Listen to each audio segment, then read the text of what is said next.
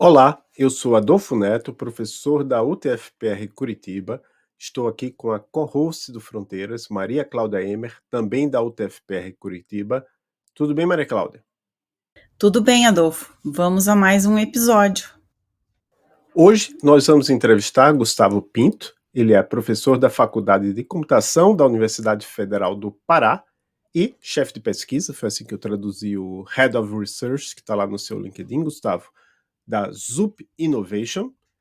Ele orienta mestrado e doutorado. Agora eu fiquei em dúvida, vocês têm doutorado aí?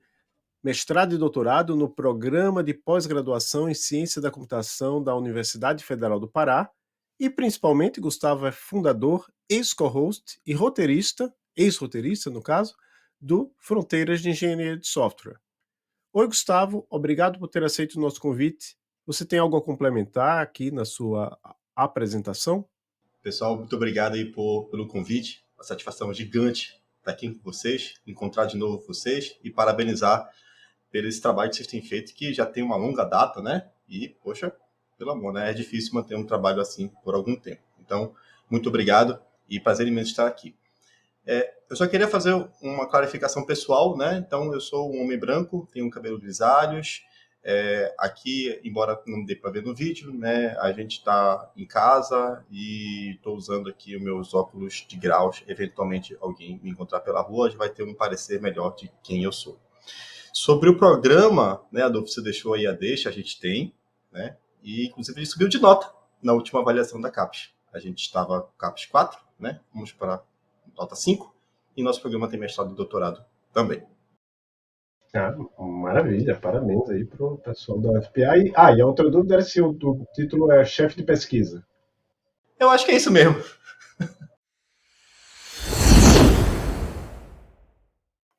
Agora vamos conversar sobre alguns dos conceitos básicos relacionados ao tema de hoje. O tema deste episódio é Cognitive Driven Development. Boa parte desta conversa irá se basear no artigo Cognitive Driven Development Helps Software Teams to Keep Code Units Under the Limits. Tradução: desenvolvimento dirigido à cognição ajuda as equipes de software a manter as unidades de código abaixo do limite. Esse artigo foi escrito por Gustavo Pinto e Alberto de Souza. Alberto, também conhecido na comunidade dev como Alberto Souza, ele é CTO People na Zup Innovation e criador do canal Dev Eficiente. Gustavo, você pode começar explicando para nós o que são técnicas de design de software, dando alguns exemplos? Então, esse tema de design de software é algo muito rico, né? Eu acho que é algo que a gente pode enxergar como uma disciplina, né?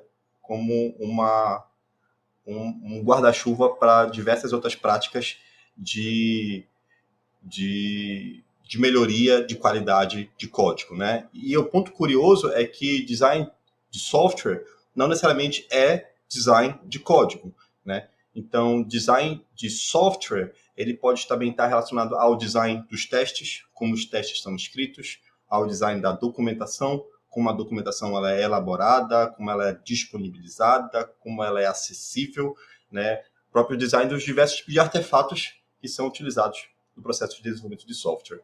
Como o assunto hoje é sobre design de código, e se eu pudesse fazer um resumo grosseiro dos últimos 30, 50 anos de estratégias de design, a gente poderia talvez começar ali com os estudos de David Parnas sobre modularidade e information hiding, que talvez deram insumos ali para a construção de algumas linguagens do paradigma orientado a objeto, como o Smalltalk, que vinha com alguns conceitos que hoje são questionáveis, como, por exemplo, herança e polimorfismo, mas na época eram estratégias de design de código que foram novidades, né, para aquele tipo de comunidade, né? Também tem as estratégias de design do ponto de vista de modularidade e até coisas não tão recentes, mas um pouco mais recentes, como os princípios de Solid, né, que já tem hoje, né, curiosamente, um pouco mais de 20 anos que foram introduzidos, né? Então, Solid, por exemplo, é um acrônimo para várias pequenas práticas de design, como, por exemplo, o princípio da responsabilidade única, né, indicando que aquela classe ela só tem um motivo para existir, aquela classe ou aquele arquivo, né, só tem um motivo para existir,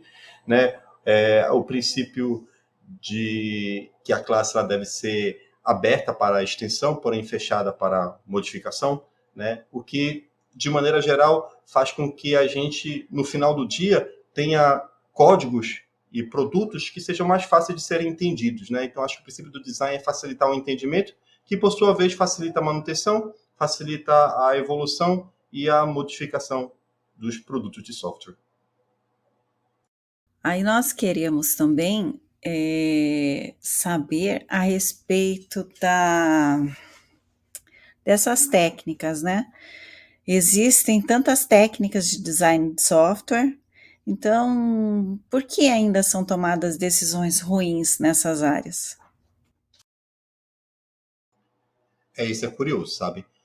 Eu tenho feito algumas apresentações sobre o CDD e uma das motivações que eu uso para trazer o CDD é que produtos que são notoriamente conhecidos e utilizados, como, por exemplo, o Spring Boot, que se você trabalha com Java hoje, você potencialmente já usou Spring Boot em algum momento da sua vida, ele tem algumas decisões que talvez possam ser questionáveis, né? Então, a minha analogia é, se acontece no produto como Spring Boot, potencialmente pode acontecer aí na sua casa, aí no seu vizinho, né? Então, por que isso acontece? É uma pergunta muito difícil, né? Eu diria que o tempo é um fator que pressiona que decisões de design, talvez questionáveis, sejam empregadas, né? Então, quando a gente está com uma equipe e a equipe está sempre atrasada para a próxima release, ela está sempre preocupada em colocar ali o projeto no tempo, no escopo, no orçamento, a prioridade das técnicas de design de código, elas talvez não sejam ali as primeiras, né? Então, o meu ver, ele compartilha da ideia de que a gente precisa pensar que design de código precisa ter ali $1 no design de código, precisa ter R$ 1, né, €1, um valor financeiro associado ao design de código. Porque se a gente pensar como design de código somente como uma melhoria de qualidade do produto, que não tem um impacto financeiro, talvez ele seja sempre patinho feio da história. Mas se a gente pensar como o design de código como uma abordagem que pode impactar a satisfação das pessoas em estar trabalhando naquele produto, a retenção daquelas pessoas naquela equipe, a motivação daquelas pessoas em continuar desenvolvendo aquele produto, a gente começa a enxergar que o design de código ou essas estratégias, elas poderiam estar ali um pouco mais acima da prioridade. Mas acho que no momento a gente está nessa balança, pelo menos o que eu enxergo, que a gente está um pouco atrás do prazo, um pouco atrás ali das entregas, e a falta de enxergar essa qualidade como valor financeiro faz com que a gente caia ali na lista de prioridades das ações que poderiam ser tomadas para melhorar o ciclo de vida, não só do processo, mas também de todo o projeto das equipes de desenvolvimento. E Gustavo, o que é e qual é o objetivo do Cognitive Driven Development, CDD? É o CDD. Então, o CDD ele é mais uma dessas estratégias de design de código, né? E eu acho que o objetivo do CDD é fazer com que a gente possa entender a existência da complexidade do código, visualmente falando. Então, muitas dessas abordagens de design, elas tentam mover a complexidade de um lado para o outro, elas tentam organizar o nível de complexidade do código de acordo com algum padrão, de acordo com alguma técnica. Mas a complexidade ela vai sempre existir, né?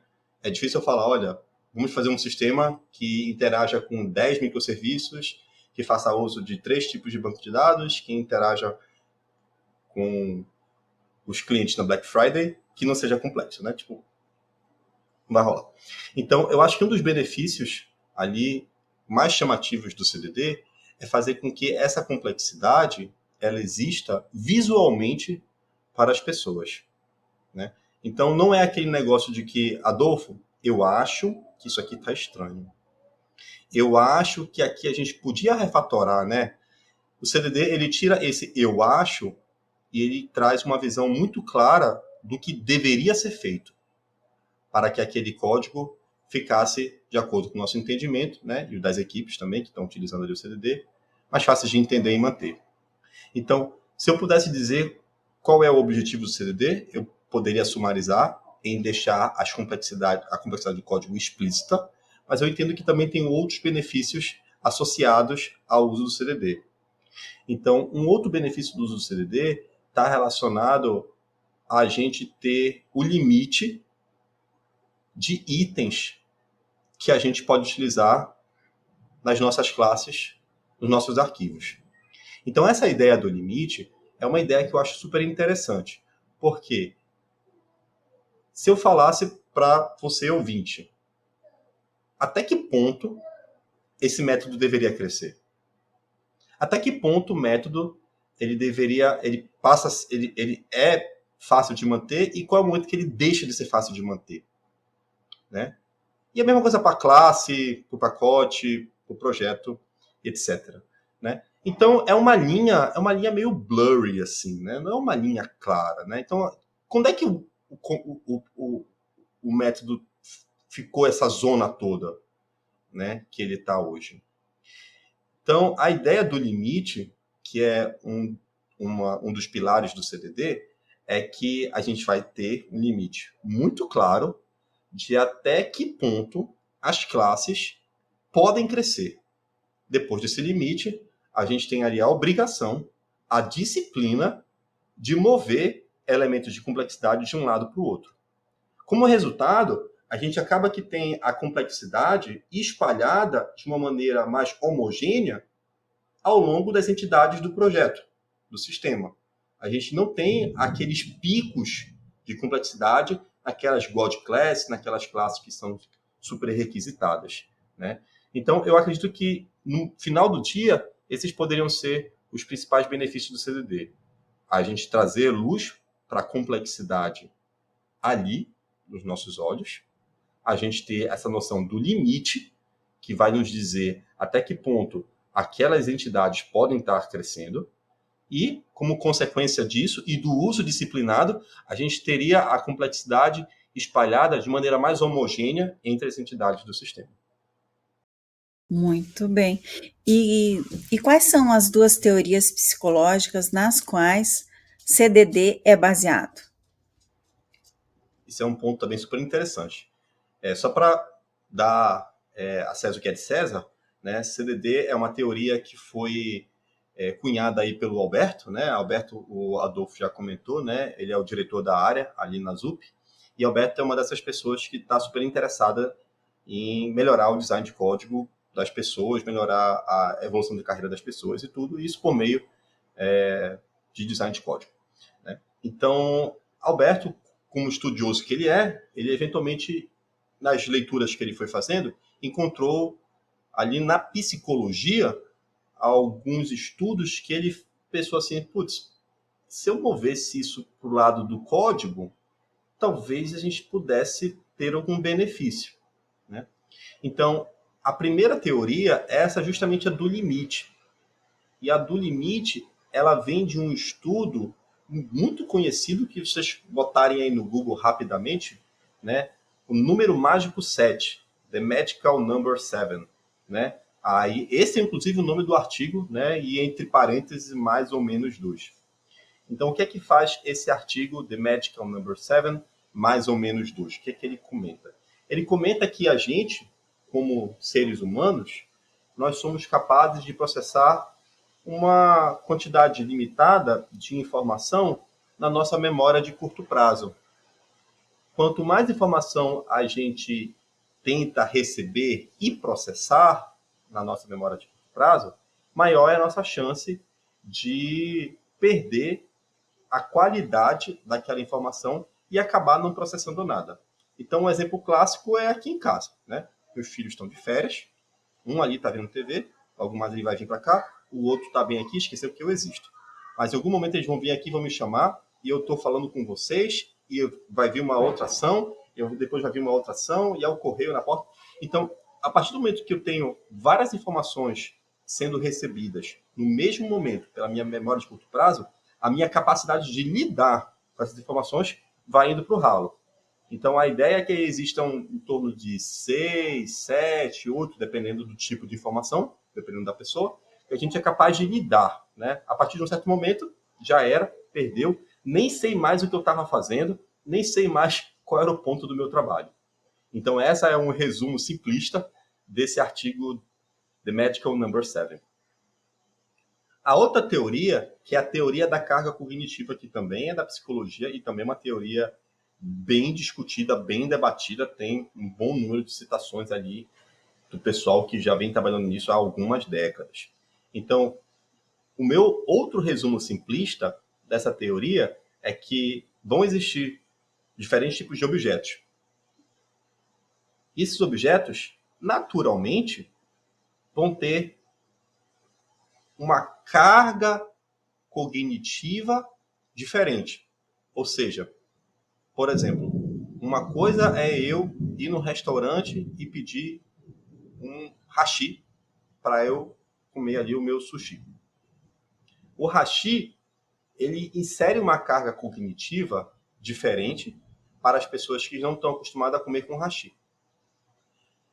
No entanto, se eu for ali no meu rodízio de frango, que eu gosto de ir no final de semana, e for lá pegar com o meu garfo e minha faca, o mesmo instrumento, na verdade, um instrumento parecido, né, que é o talher, eu não vou ter dificuldade nenhuma para usar, inclusive para limpar o prato, porque eu sou muito habilidoso com aquele instrumento.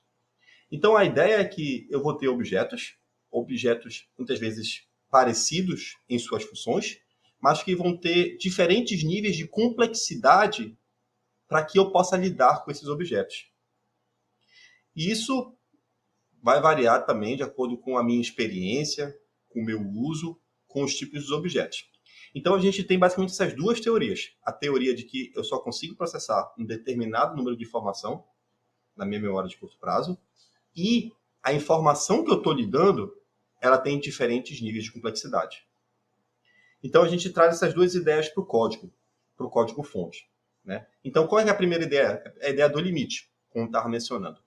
A gente, como times de engenharia, a gente senta e começa a conversar. Veja, a gente tem esse produto aqui e seria interessante a gente decidir qual seria um limite até onde essas classes poderiam crescer.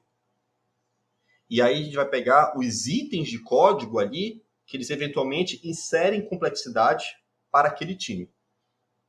Então, por exemplo, pode ter uso de funções lambdas, pode ter uso de ifs, elses, pode ter uso de laços, pode ter uso de uma classe específica que faz conexão com um serviço externo, pode ter o número de condicionais que eu vou estar utilizando ali naquele meu if. Então, o time senta e decide ali quais são as listinhas de itens que eles consideram que, quando utilizados, podem aumentar a complexidade daquela classe, daquele método que faz uso daqueles itens.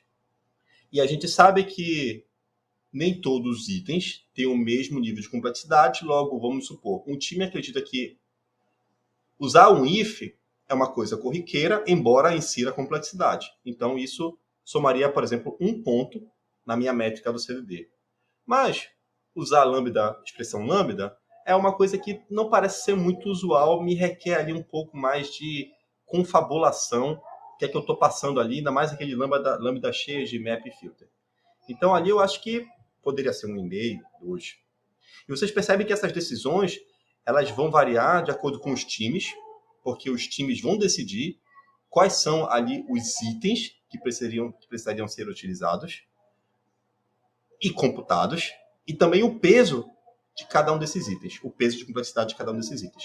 Decidido isso, fica ali a tarefa do time para, cada vez que eu ter que utilizar algum daqueles itens, eu ter que manualmente, né, computar o uso daqueles itens, e o somatório daqueles itens dá o somatório da minha classe, e eu vou verificar se está mais ou menos acima do limite. Se tiver mais, é minha obrigação mover pasta aquela complexidade para um outro local. Se tiver menos, vida que segue. E eu entendo que a próxima pergunta que poderia estar sendo feita aí, e eu talvez esteja me antecipando, cara, eu tenho que contar isso manualmente? O meu produto tem 10 mil linhas, ou 10 mil classes, e não sei quantos usos de isso, não sei, eu tenho que contar esse negócio manualmente? Em princípio, sim. Em princípio, essa foi a decisão que um time de engenharia da ZUP que usa CDD tem feito por mais de um ano. E perguntando para esses engenheiros, né, eu não faço parte desse time, né, então perguntando para esses engenheiros, alguns deles comentaram que, olha, de certa forma eu já estou acostumado, eu estou nisso já faz algum tempo, para mim é tranquilo, eu bato o olho ali e já conto. Para outras pessoas, nem tanto. No entanto, a gente também está construindo um conjunto de ferramentas para que o uso do CDD seja mais fácil.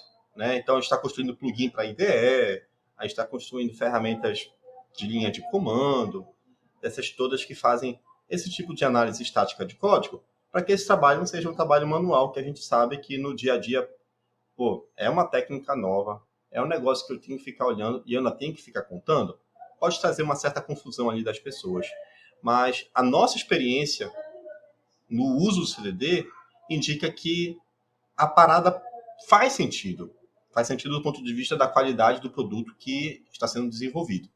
No entanto, existe ainda o esforço para que o CDD seja utilizado ali de maneira disciplinada pelos times de engenharia. Então, o que eu achei interessante é que eu lembro lá no começo, quando a gente fazia TDD, né, Test Driven Development, ou mesmo escrever testes unitários, né, você tinha que ter toda uma...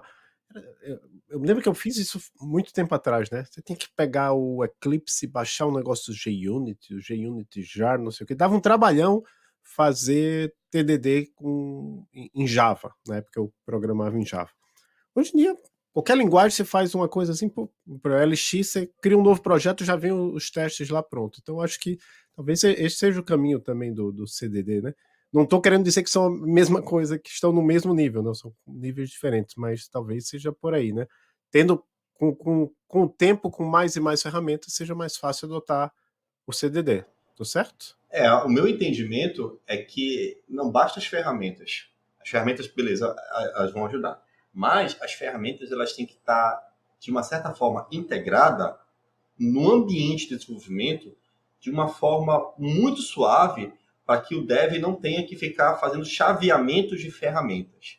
Né? Então, a gente fez não sei se um experimento, uma pesquisação, um estudo de caso na ZUP, com algumas equipes, né, que viram valor no CDD e queriam utilizar o CDD ali no dia a dia deles. Mas acabou que o experimento, o estudo de caso, pesquisação, não foi bem sucedido, porque como eram outras equipes e a gente não tinha autonomia nenhuma sobre essas equipes, acabaram que elas tinham as prioridades de negócio das equipes e o CDD ele não conseguiu competir com aquela prioridade. E o que a gente escutou foi muito disso, né? Olha, a gente tinha uma primeira versão de uma ferramenta de linha de comando, mas aquilo não estava ali muito próximo, né? Não era ali um negócio muito intuitivo de eu estar ali usando o CDD com a ferramenta e tal. Então, eu acho que, comparando aí também com a estratégia de testes, né? Não somente com o TDD, mas de maneira geral a criação de testes, né? Isso também muito facilitou porque, né? Acho que muito ali do Rails também, né? Que trouxe um scaffold de tudo muito azeitado, né? De tudo já previamente configurado, só tipo vai lá e faz, né? Então eu acho que esse é um pouco de norte que a gente quer para as ferramentas, né? As ferramentas elas existindo de maneira isolada, elas são ok, são interessantes, mas acho que elas não vão levar a gente para onde a gente quer se elas não estiverem azeitadas no processo de desenvolvimento de software. Então, entrando agora na parte de discussão mais direta do artigo que vocês publicaram, lá foi descrito, vocês descreveram, né, você e o Alberto descreveram um estudo em vivo do uso de CDD num ambiente de empresa industrial, né, o estudo foi conduzido aí na Zup Innovation. Você pode nos contar um pouco sobre como foi realizado este estudo? Beleza, só uma aspa rápida. O estudo não foi publicado, ele está disponível no archive, mas ele não foi publicado do ponto de vista de ser avaliado por pares e ter sido aceito. Ele está no processo aí, uma hora ele vai aparecer. Esse estudo, é basicamente um relato de experiência do uso do CDD para a criação de um produto na ZUP.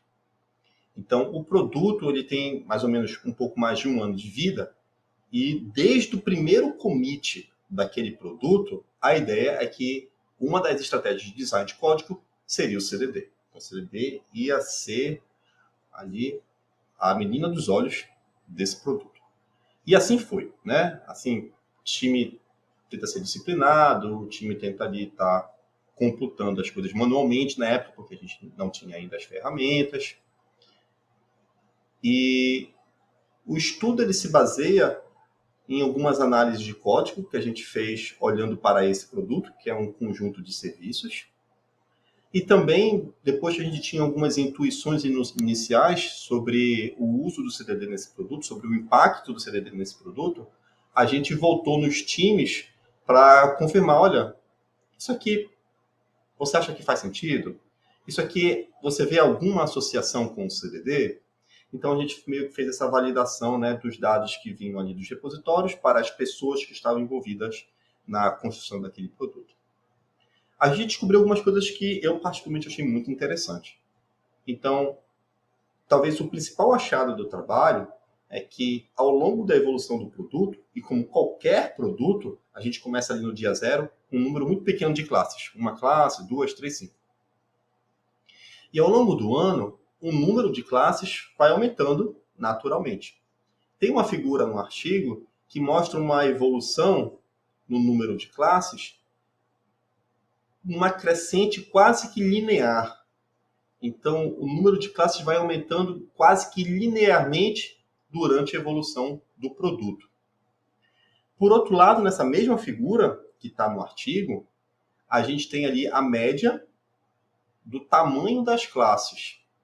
Então, uma linha tem a evolução de número de classes no produto, e uma outra linha tem a média do tamanho dessas classes também durante a evolução do produto.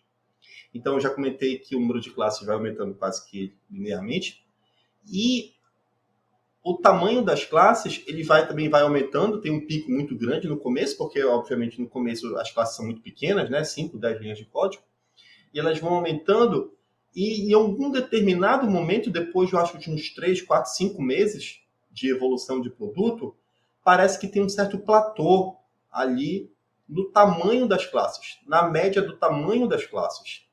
Então, o número de classes continua crescendo, mas o tamanho das classes meio que bate numa barreira ali e fica, né? Eu achei isso super interessante. Comentei com o time, pessoal, o que vocês acham? Se tem alguma relação com o CDD? O pessoal confirmou que muito a ver com o limite do CDD e tudo mais. Aí alguém pode perguntar, poxa, todas as classes ficaram naquele limite? Só que todas as classes do sistema, não vou lembrar quantas classes o produto tinha, mas vamos supor que algumas poucas centenas.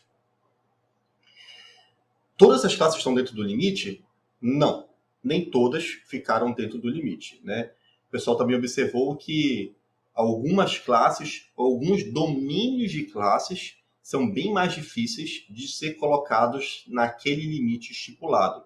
Então, por exemplo, esse produto é uma plataforma de treinamento em que o pessoal na ZUP pode acessar e, eventualmente, melhorar algum tipo de habilidade que a pessoa ache necessária.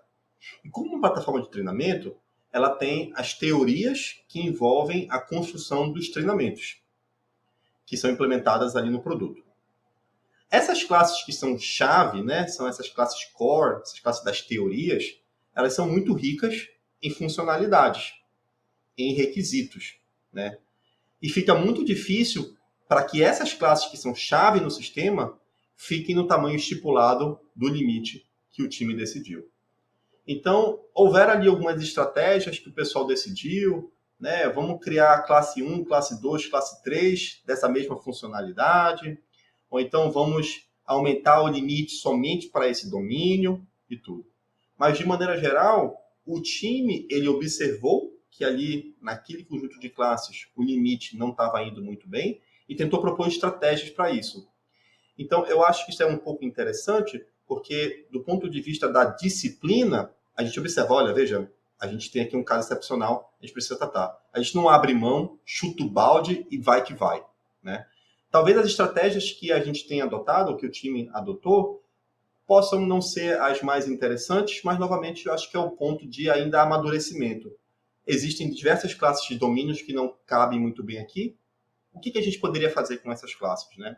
Então, é um ponto ainda que a gente ainda está entendendo um pouco melhor. Então, um outro achado interessante, esse foi com relação à evolução das classes. E as classes que, eventualmente, não cabem naquele limite. Um outro ponto que eu achei super interessante foi com relação aos métodos. Porque o limite, ele existe para as classes. Ele não existe para os métodos, mas os métodos compõem as classes, obviamente. E aí tem um artigo, que depois eu posso procurar e citar para ficar no áudio, que os autores fizeram um estudo, né, desses estudos de super larga escala, pegaram centenas de milhares de projetos, rodaram não sei quantos métodos estatísticos, e eles descobriram que um tamanho ideal de método para que ele seja fácil de ser mantido é 24 linhas de código. Então, inclusive, o artigo fala lá, em letras garrafais, que desenvolvedores deveriam buscar esse limite nos seus métodos, de 24 linhas de código. Então, imaginando que o artigo disse que isso aqui seria um limite interessante para métodos. Imaginando que CDD coloca métodos nas classes, não nos métodos. Será que os métodos desse produto eles estão, de certa forma, alinhados com esse guia que o artigo propõe? Né? Aí a gente fez lá uma análise, a gente percebeu que mais de 90% dos métodos estavam abaixo daquele limite. Aí, novamente, fui lá com o time de engenharia e perguntei, pessoal, esses métodos aqui, eles são pequenos por que motivo? Vocês acham que tem alguma influência do CDD? Ou vocês acham que é alguma outra razão? Sabendo que eu também removi dessa análise aqueles métodos lá, o toString, removi getSet, removi hashcode, removi esses métodos mais que são naturalmente pequenos, que poderiam estar enviesando. Então, considerando somente os métodos de produção, 90% dos métodos ficaram dentro do limite. E o time comentou que, olha, eu lembro bem da fala de uma pessoa que falou que, olha, toda a unidade de código é impactada pelo uso do CDD. Então, por mais que o CDD não coloque limite nos métodos, os métodos também são impactados pelo uso do CDD. Esse foi um outro achado que achei bem interessante. E tem bem, só para finalizar, e aí eu sugiro, né, fica aí o meu coração aberto para quem quiser ler o artigo e fazer outras considerações, é um achado que talvez não seja tão interessante do ponto de vista do CDD. Que a gente fez o uso de uma ferramenta que faz avaliação de refatorações no histórico de commit, né? Então a gente pegou essa ferramenta, que é a Refactoring Miner, e a gente rodou ela nos commits do produto. E aí, para facilitar a minha vida, como o time era muito disciplinado, os commits que tinham na mensagem escrito CDD eram aqueles commits que tinham alguma intuição de estar relacionado com o CDD.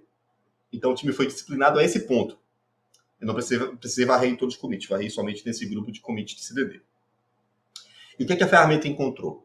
A ferramenta encontrou várias modificações de código, refatorações no caso, né, que faziam somente modificações nos itens de contabilidade do CDD. Nada mais. Não tinha nenhuma contabilização de if, nenhuma contabilização de else, de lambda, de variável, de nada. Era somente nos itens de complexidade do CDD. O que isso significa? Significa que existe um esforço, não sei se pouco, não sei se muito, mas existe um esforço de pelo menos eu ter que, putz, contei errado, vou recontabilizar. Então tem ali alguns commits em que a intenção do commit é somente modificar o total de itens de complexidade que foram marcados naquela classe. Eu achei isso interessante porque isso indica ali, talvez, um esforço, mas não somente indica também ali uma certa dificuldade em manter ali a contabilidade correta, né? Porque é feito de maneira manual. Então, se eu pudesse resumir o trabalho, eu resumiria em termos desses 3 achados, do limite das classes, que eles vão evoluindo ao longo do tempo, né? E, de certa forma, chega num teto, depois de algum momento. O tamanho dos métodos, que ficou dentro daquele limite de um outro artigo.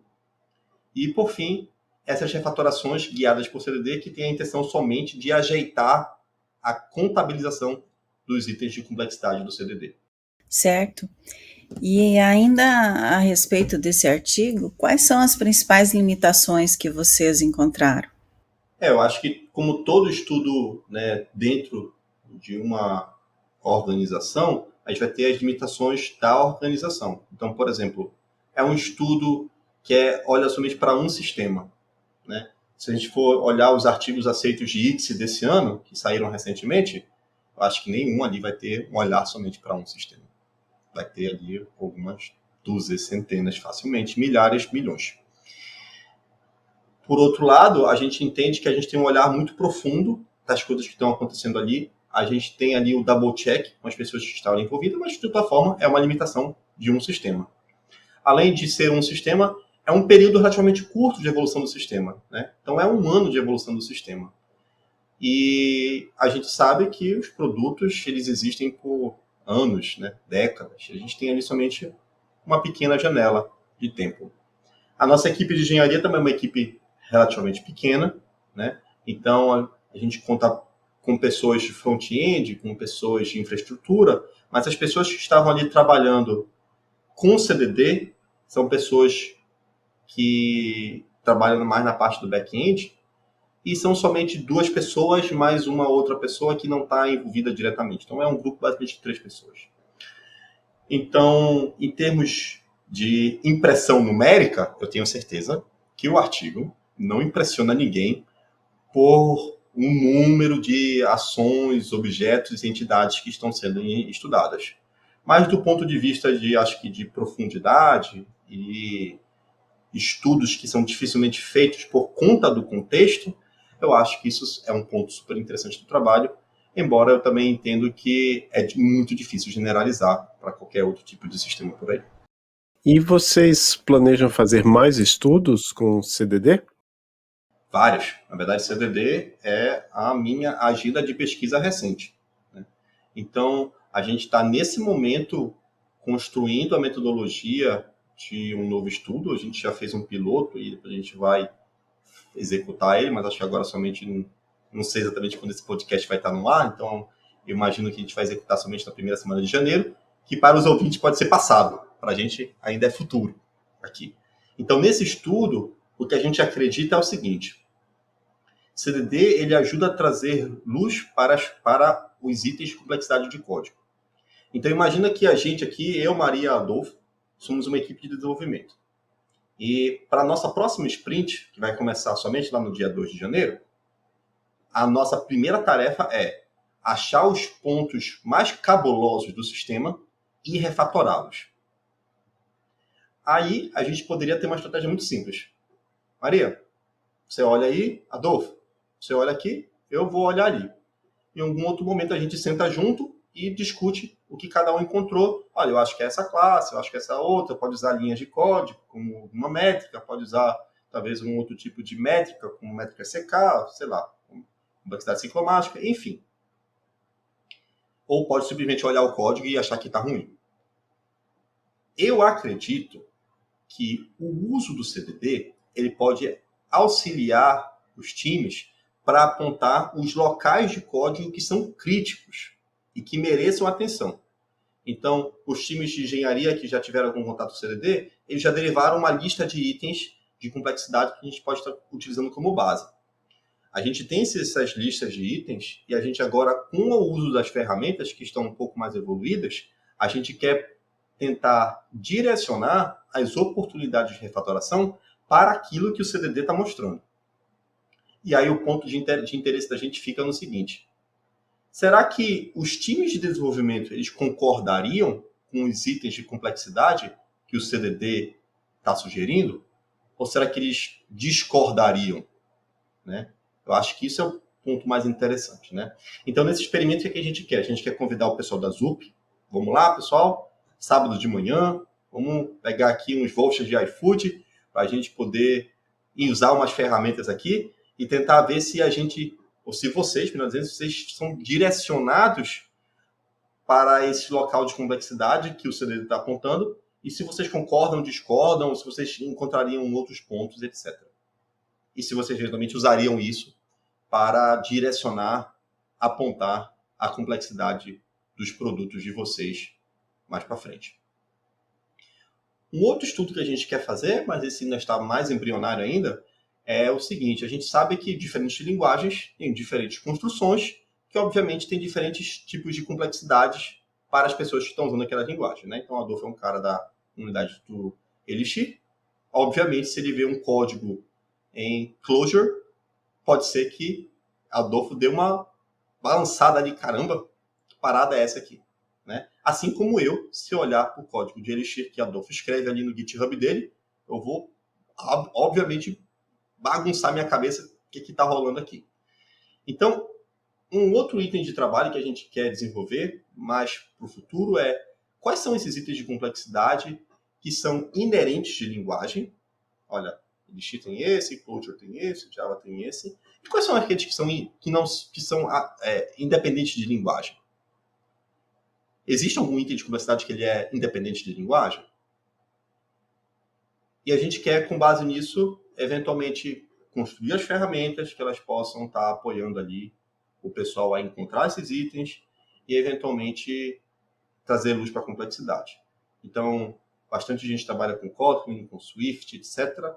E aí não faz sentido a gente continuar com essa brincadeira somente aqui no nosso gramadinho aqui do Java, que é para onde as ferramentas hoje funcionam. Então, Gustavo, a gente vai entrar agora numa outra sessão da nossa entrevista. E nessa parte aqui, que a gente dedica a outros temas, a gente poderia conversar com você sobre vários temas, produção de artigos, colaboração com outros pesquisadores do Brasil, do mundo, colaboração academia-indústria. E, no caso, o que a gente achou que é o principal tema, considerando que você está já há mais de um ano em uma empresa, e até o Danilo, que é nosso colega aqui no Fronteira, seu colega lá na ZUP, fez questão de dizer que é uma empresa que é, de certa forma, uma startup, né? Quais são as principais diferenças, na sua percepção, entre ser pesquisador na academia e na indústria? Essa é uma pergunta que eu tenho feito para mim mesmo nos últimos meses. Eu já conversei, inclusive, com alguns colegas que trabalham em empresas e também fazem parte ou de programa de pós-graduação, ou de universidade, ou também pessoas no exterior que estão em funções parecidas. Eventualmente, eu acho que eu estou caminhando para a ideia do tempo também. Do tempo que a gente tem, às vezes, na universidade, para discutir um problema com profundidade.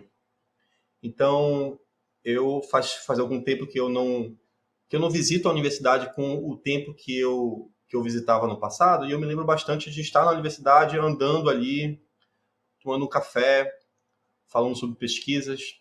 Na UFPA, a gente tem uma parte bem bonita que fica de berço para o rio, e é uma orla que foi recém-reformada, então no final da tarde ali é super interessante para caminhar ali e eventualmente pensar nos problemas, discutir algumas hipóteses, fazer algumas anotações. Então, eu acho que essa parte de refletir sobre os problemas na profundidade que os problemas às vezes precisam é algo que eu sinto bastante falta. Os problemas que a gente ataca na ZUP são problemas mais direcionados, né? Então, a gente acredita que metodologia científica é uma ferramenta que a gente deve utilizar para resolver diversos níveis de problemas na indústria, mas a gente tem que resolver eles com um espaço de tempo bem menor. Então, eu acho que essa reflexão sobre as hipóteses, né, sobre o cuidado que a gente tem da metodologia, às vezes a metodologia ela ficou quase boa, ficou interessante, mas faltou um outro ponto ali, então a gente refaz para que a metodologia ela esteja assim bem adequada. Então esses pontos metodológicos, eles são meio que inquestionáveis, né, do ponto de vista mais científico. Na ZUP, eu percebo que a gente tem que flexibilizar um pouco a metodologia. Então, por exemplo, fazer uma revisão sistemática é impensável.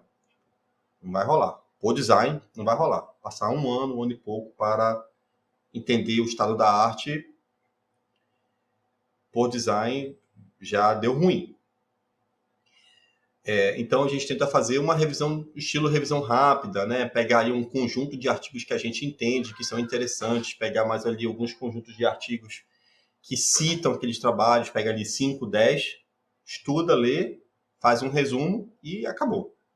Esse é o tipo de trabalho que jamais vai ser publicado em lugar nenhum. Nem no workshop da primeira edição de revisão sistemática da Universidade Federal do Pará. Nem lá esse trabalho vai ser publicado. Por outro lado, a gente sabe que esse tipo de trabalho, eles agregam valor porque o pessoal tem aquela dor latente naquele momento e trazer esse tipo de conhecimento ali pode ajudar eles a tomar alguma decisão. Se a gente espera um ano e pouco para trazer informação, é provável que nem a equipe exista mais, talvez nem o produto exista mais e tudo mais. Então, o lance da flexibilização da metodologia é algo que tem me buzinado um pouco, porque a gente não consegue ser rígido o suficiente para que a gente tenha assim, a execução dos trabalhos. Por outro lado, eu vejo que nas universidades, mais cientificamente falando, o trabalho encerra no PDF. Então, a gente tem ali o artigo, e o artigo, com todo aquele rigor metodológico, ele fez um baita trabalho ali, foi aceito, publicado e beleza, fica ali o meu trabalho, né, principalmente o trabalho de Adolfo e Maria, de comunicar ali esses achados para uma outra comunidade, que às vezes isso talvez nem aconteça. O nosso trabalho, ele não encerra no PDF. Talvez o PDF nem exista. E se não existir, está tudo bem não existir o PDF. Ele encerra na comunicação. E a comunicação, ela deve ser feita de várias formas, em vários níveis. Do engenheiro, que está ali, né, escovando os bits, para o cara nível executivo, que toma decisão de negócio, né? Então, hoje, a nossa visão para 2023 é que a gente possa, por meio de metodologia científica, ser mais influente nas tomadas de decisões executivas. Então, tem um artigo que a gente, inclusive, encontrou recentemente, e é super interessante sobre isso, que é um artigo do Emerson Monfils, que era um pesquisador bem conhecido lá da Universidade do Estado da Carolina do Norte, eventualmente foi para o Google, e está lá já há algum tempo. E é um trabalho que saiu em FSE desse ano de 2022. E eles falam sobre quais são as variáveis que mais influenciam a produtividade das equipes. Então, o Google, como empresa, é uma empresa de mais de 30 mil engenheiros. Se o ponteiro de produtividade gira 1% em 30 mil engenheiros, a gente, como o Google, né, é capaz de melhorar ali o papel da engenharia um bocado por conta do tamanho. E ali o que foi que eles descobriram? Eles descobriram que a qualidade de código é o principal item para aqueles que participaram da pesquisa do Google que influencia a produtividade. Não é mesa de ping-pong, não é cadeira acolchoada, não é diversos itens de satisfação e bem-estar, né? É qualidade de código, né? As coisas se resumiram para a qualidade de código. Então, essa foi a descoberta desse estudo. Por que eu estou comentando esse estudo aqui agora? Porque o trabalho não encerrou aí. O trabalho encerrou ao ponto de que qualidade de código virou um dos pilares, não sei se de cultura, de gestão, do Google. Se a gente sabe que a gente pode ser mais produtivo com qualidade de código, é qualidade de código que tem que estar aqui com a bandeira fincada nos nossos escritórios.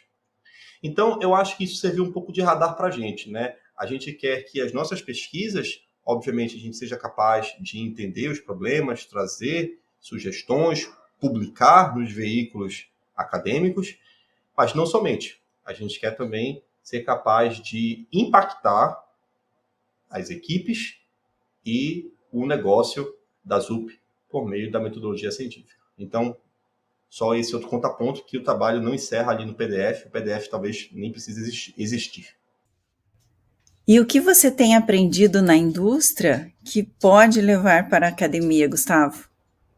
Eu acho que tem sempre esse desejo, né, de estar perto dos times. Eu acho que era uma coisa que eu já estava um pouco interessado antes mesmo de entrar na ZUP, né? A gente, como grupo de pesquisa na UFPA, a gente passou algum bom tempo ali antes da pandemia visitando várias empresas no estado aqui, para tentar fazer alguns projetos de colaboração.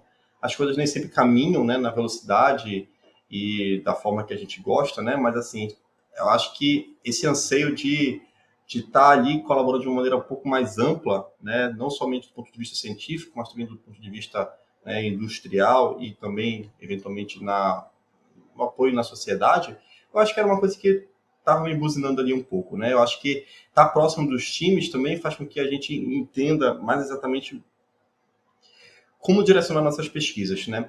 Então, por exemplo, eu vejo muitas pesquisas que elas são bem avançadas e tratam de pontos muito específicos, né, do processo de desenvolvimento, né? Então, por exemplo, só um exemplo aleatório, né? Uma nova técnica para tratamento de exceção de sistemas altamente configuráveis.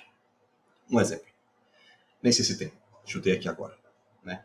Então, é um nicho muito específico que eu entendo que a gente consegue colocar isso em contexto. Eu tenho diversos tipos de produtos e projetos que têm essa necessidade e tal.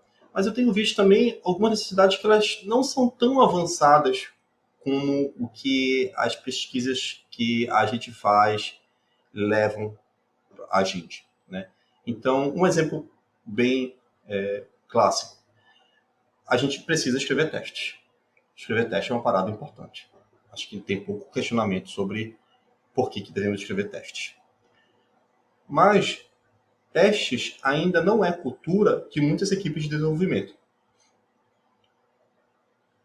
Uma coisa que a gente tem feito, que a gente fez recentemente, foi pegar todas as possíveis e imagináveis ferramentas de geração de casos de testes e tentar utilizar elas no contexto da ZUP.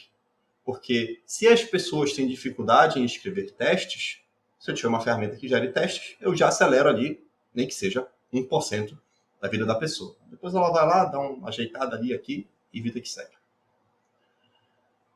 Só que dessas ferramentas, a gente já conhece muito desses problemas do tipo, são ferramentas muito específicas, às vezes a configuração delas não é tão simples, e mesmo aquelas que a gente consegue configurar, colocar para rodar, tem às vezes a limitação de não funcionar na escala de que o produto exige, às vezes versões mais novas de linguagem faz com que a ferramenta que foi publicada nem tão antigamente, hoje já tem a dificuldade de ser utilizada, né? Então, essa necessidade de que ferramentas poderiam estar apoiando o dia a dia ali do feijão com arroz, é uma coisa que eu fico pensando como seria interessante a gente colocar um pouco mais de esforço nisso. E eu entendo que trabalhar no feijão com arroz não traz tanta novidade do ponto de vista científico, o que dificulta o modelo de publicações. Então, o que eu vejo aqui nesse aprendizado é que, às vezes, a necessidade que a gente está trabalhando nem é tão avançada assim. Muito do que já foi feito poderia estar facilmente endereçado se existisse um esforço, um pouco mais de esforço para design e engenharia dessas ferramentas, para que elas pudessem funcionar em contextos mais sofisticados. Mas o ponto de que eu acho que a gente poderia talvez fazer mais estudos de casos e talvez menos estudos de larga escala, para que a gente pudesse ter uma compreensão melhor dos problemas ali do dia a dia. Certo. E você também faz um esforço de se comunicar com outros pesquisadores e pesquisadoras, por exemplo, no seu blog no Medium, né? Sei que você não escreve com muita frequência, imagino que deve estar bem complicado para fazer isso agora, né? Que você está com 2 empregos, mas você escreveu recentemente, né? O rigor versus valor na pesquisa industrial, Porquê 42 é a resposta para o sentido da vida, do universo e de tudo. Você está sempre também postando, enquanto ainda existir, né, no Twitter, né? Você participa de eventos, você recentemente fez uma palestra lá na ACM sobre o CDD, participou de um painel no CBSoft. Qual é a sua motivação para fazer esse esforço de se comunicar com outros pesquisadores? Eu acho que isso faz parte do trabalho, sabe, Adolfo? Eu acho que também ter ajudado aqui no podcast faz parte dessa minha ideação de que comunicar é parte do trabalho, né? Eu acho que escrever muitos PDFs ali são legais, mas eles não são o final da linha ali, né? Eu acho que eles têm que comunicar ali os achados, né? E à medida que a gente vai comunicando, né, eventualmente aparece mais oportunidades para comunicar. Como você mesmo mencionou, o blog está meio parado, está meio difícil colocar ali alguns textinhos, mas tem várias coisas que eu ainda quero escrever ali. E o blog também me dá uma satisfação pessoal muito grande, além da própria parte da importância que eu acho que é divulgar, não que meu blog seja um blog super acessado, mas tem ali o pessoal que visita ali com uma certa regularidade, pelo menos eu consigo ver nos históricos de acesso. Mas o blog me dá uma satisfação pessoal muito grande, porque às vezes eu revisito textos mais antigos, de 3, 4, 5 anos atrás, e eu vejo, poxa, esses problemas aqui, né, que na época eram uns problemas, né, cabulosos e tal, hoje em dia nem me ligo mais com isso, né, eventualmente até o próprio amadurecimento, né, da pessoa como pesquisador, e até o próprio amadurecimento da escrita, né, porque lá no passado era um pouco mais difícil de escrever, e a gente vê que ao medida do tempo as coisas vão fluindo com um pouco mais de naturalidade. Então o blog ele tem um pouco desse lado pessoal também. Mas de maneira geral, eu acho que estar nesses momentos aqui, né, com vocês, né, em outros locais também, acho que isso faz parte do papel ali. Eu acho que isso, se tivesse uma cláusula de contrato, estaria ali no meu contrato de trabalho, você deve comunicar o que você faz. Porque eu acho que existir somente para gente aqui, eu acho que eu não sei se é um desserviço, talvez seja uma palavra muito forte, mas é uma falta de oportunidade da gente poder conhecer mais do trabalho do outro, né? Divulgar mais o nosso trabalho, mas não necessariamente é algo que eu faço com facilidade, sabe? Comunicar é um negócio que eu ainda estou trabalhando um bocado, principalmente nessa parte mais de estar presente com a cara, né? Falando para as pessoas. Por texto, para mim, é muito fácil. Inclusive, a gente também escreve no blog da ZUP. Tipo, escrever no blog da ZUP, para mim, é bem prazeroso, mas a parte de falar, assim, colocar a cara, esse negócio mais de YouTube, assim, eu já fico um pouco mais embaçado. Mas eu entendo isso como parte do trabalho. Como parte do trabalho, tem que fazer. Você comentou num tweet recente que vocês têm na ZUP um clube do artigo, um momento para ler e discutir papers de engenharia de software com profissionais. De onde surgiu esta ideia e como está o andamento deste evento? Essa é uma ideia que, inclusive, eu relutei um pouco para executar, mas a gente fez duas sessões, né? 2 momentos.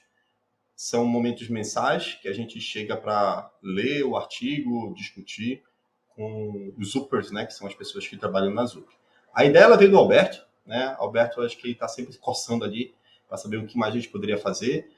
E acho que a ideia primeira começou de um clube do livro, só que Clube do Livro, eu particularmente, eu acho que eu nunca comprei muito a ideia, para mim sempre foi muito difícil participar desses momentos de leitura de livro em grupo.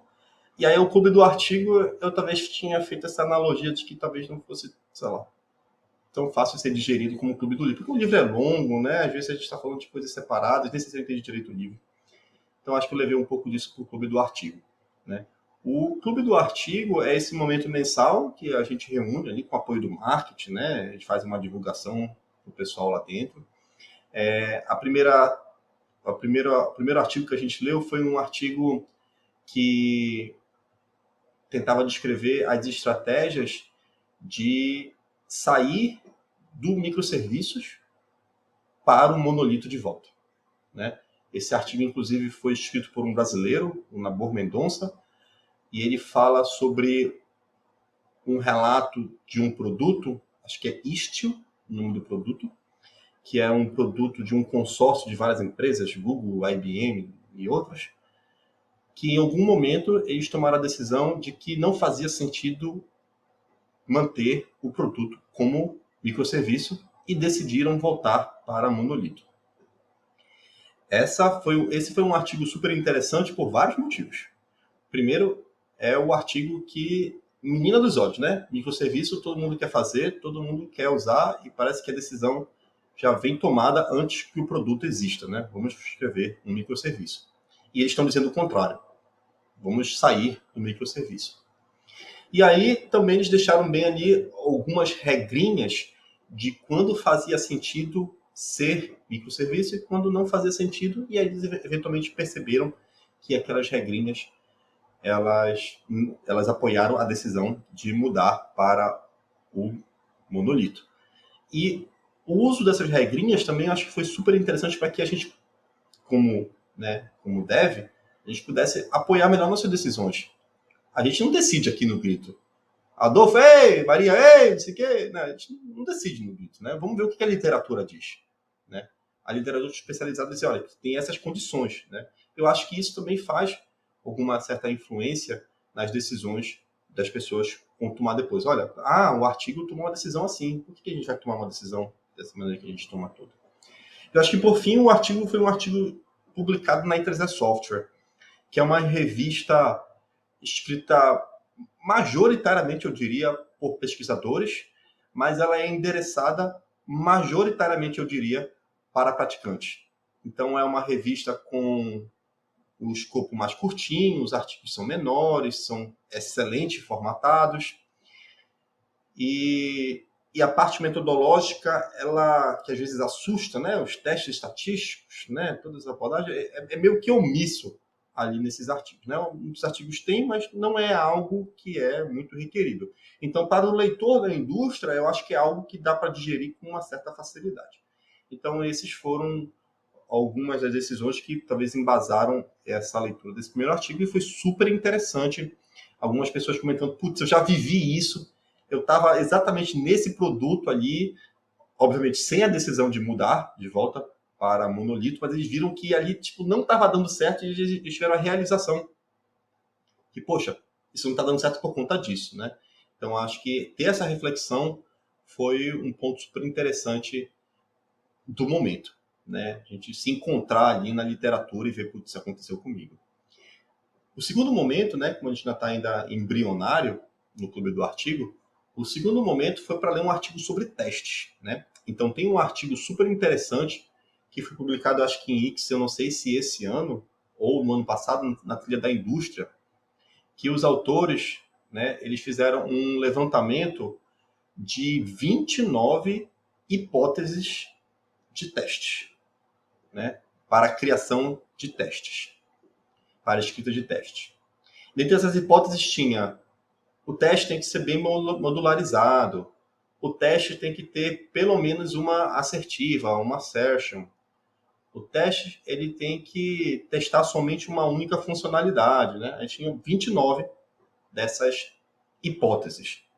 E o trabalho do artigo foi, primeiro, levantar essas hipóteses, e eles levantaram essas hipóteses através de entrevistas, fizeram 20 e poucas entrevistas e curaram essa lista de hipóteses.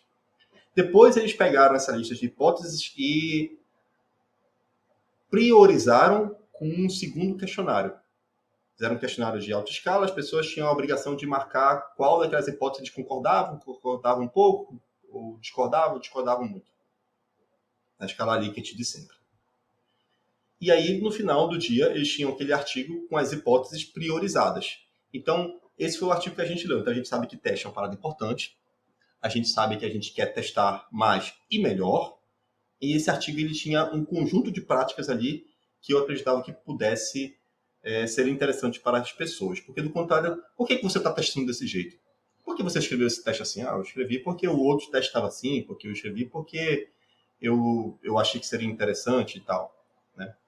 Então, a gente discutiu esse trabalho novamente. A discussão foi super interessante. Do ponto de vista, olha, eu não testava comportamento excepcional. Não sabia que era tão importante assim. No artigo está altamente priorizado. Vou começar a fazer isso. Né? Outras pessoas, né? Eu já me senti sem exatamente saber o que ou como eu deveria testar. O artigo ajudou para dar essa visão. Né? Então, esses momentos são momentos bem interessantes, né? Para a gente poder divulgar mais o material. Acho que também tem envolvido essa parte de comunicação, né, Adolfo, que a gente comentou ainda agora. E no final do dia, eu também sempre passo um questionário para o pessoal que participou para saber o que eles acharam, se eles aprenderam alguma coisa nova, se eles indicariam alguma pessoa para participar do clube do artigo. E uma coisa que eu tenho percebido é que as pessoas têm gostado muito. Mesmo que a participação nem sempre é homogênea de todo mundo que está ali, né? Às vezes é só 1, 2, 3 pessoas que participam mais, o número de pessoas que respondem o questionário indica que, por mais que as pessoas estejam ali quietinhas, elas estão gostando do que elas estão escutando, né? Então, isso tem me deixado bastante satisfeito em fazer esse papel, né? Esse papel, esse meio de campo, né? Essa ponte ali entre os artigos e a comunidade mais praticante do desenvolvimento. O que eu gostaria, né? E eu já não sei se a gente vai chegar nesse ponto, o que eu gostaria é que, eventualmente, as pessoas já pudessem ter a facilidade de... Eu vou ler no blog da ZUP, eu vou ler no blog da Carnegie Mellon, eu vou também ler ali no Google Escola, né? Então, se a gente pudesse chegar nesse ponto, acho que seria massa. Mas, vamos lá.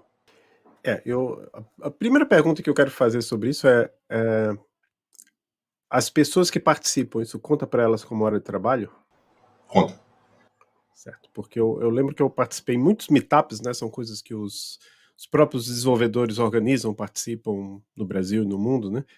Inclusive uma certa categoria, digamos assim, de meetups tem um pouco essa ideia aí que é o Papers We Love. Surgiu a partir de 3 pessoas de mercado que decidiram, não, vamos fazer meetups, né, encontros com outras pessoas do mercado para falar sobre artigos científicos, né? Então, até eles têm um repositório lá no GitHub com centenas de artigos, literalmente centenas de artigos que eles já usaram ou que eles recomendam serem usados nesses meetups. Tem até uma conferência também. Mas, enfim, a questão é que quando eu participava desses meetups, que não eram todos, quer dizer, a maioria não é sobre artigos científicos, as pessoas faziam no próprio tempo, né? Isso, acho que essa é a diferença de ser uma coisa interna. E a segunda pergunta, eu acho que eu esqueci, mas tudo bem. Sim, lembrei. É sobre a questão do Papers We Love, né? Que eu acho que você também não conhecia essa iniciativa, certo? Não, eu conhecia. Tem uma pessoa que eu admiro e sigo, pesquisador da área, e eu já vi ele fazendo uma apresentação nesse Papers We Love. E eu conheço por conta dessa apresentação que eu já vi, que é inclusive um vídeo que está no YouTube.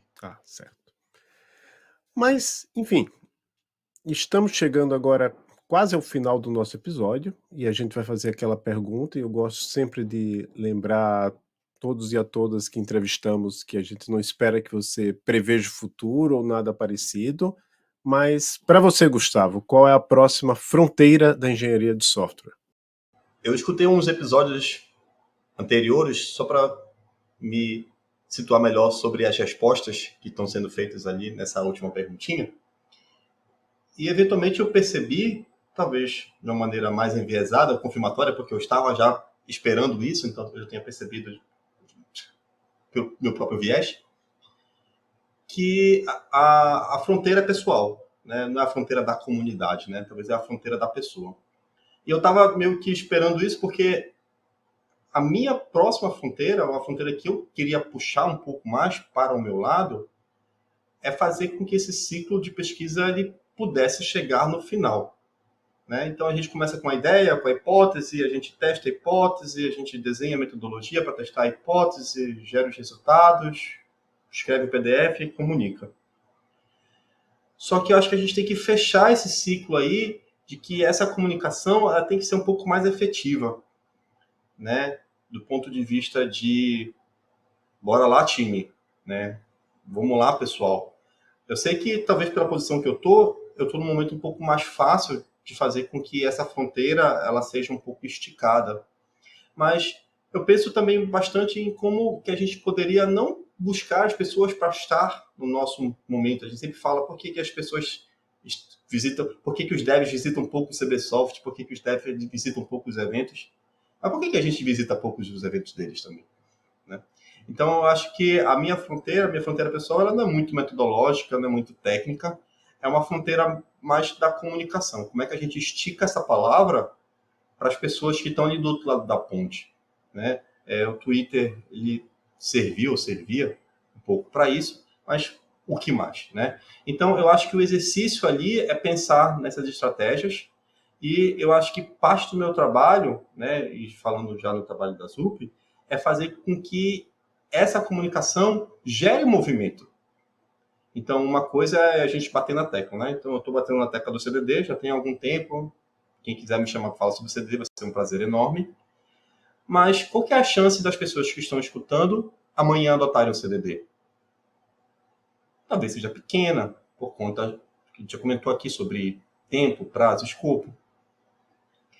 Mas eu acho que faz parte também do modelo de adoção essa comunicação contínua, que eventualmente alguém vai lá e, putz, é verdade, eu acho que isso aqui fazia sentido. Então, a comunicação, ela eventualmente ela vai levar na mudança de ponteiro, na mudança de ação, né? Então, isso talvez seja o mais difícil, porque está completamente fora do nosso controle, completamente fora da nossa alçada, mas é algo que, se não houver um estresse ali, de bater na tecla e ficar buzinando, acho que vai ter ainda menos chance de acontecer. Então, eu acho que isso, pessoalmente, falando para a fronteira do Gustavo, acho que vai ser essa, né? De esticar a comunicação na tentativa de gerar movimento. É isso aí. Maravilha, Gustavo. Só para complementar o que a gente falou, no episódio passado a gente conversou aqui com o Igor Steinmacher, né? E o Igor participou de um evento também um pouco parecido nessa linha aí do Papers We Love, que é o It Will Never Work in Theory, que é organizado pelo Greg Wilson, onde ele literalmente ele escolhe a dedo alguns acadêmicos, né, para apresentar o seu trabalho num nível de complexidade que vai ser entendido pelo pessoal do mercado. Então, uma bela iniciativa também. Mas estamos terminando aqui. Muito obrigado, Gustavo. Eu passo a palavra para você se despedir dos nossos e nossas ouvintes. Pessoal, prazer imenso, enorme de estar aqui com vocês, de ter conversado um pouquinho mais sobre a história do CDD. Essa história da pesquisa que é algo que é difícil de desassociar da minha carreira acadêmica profissional. Então, eu só queria encerrar dizendo que foi um privilégio gigantesco de estar aqui conversando com vocês, falando sobre assuntos que eu adoro. Espero que vocês tenham gostado e, se interessar, estamos aí no Twitter e nas redes sociais para continuar a conversa. Obrigado, pessoal. Bom dia, boa tarde, boa noite. Agradecemos a todos os nossos ouvintes e as nossas ouvintes e até o próximo episódio do Fronteiras da Engenharia de Software.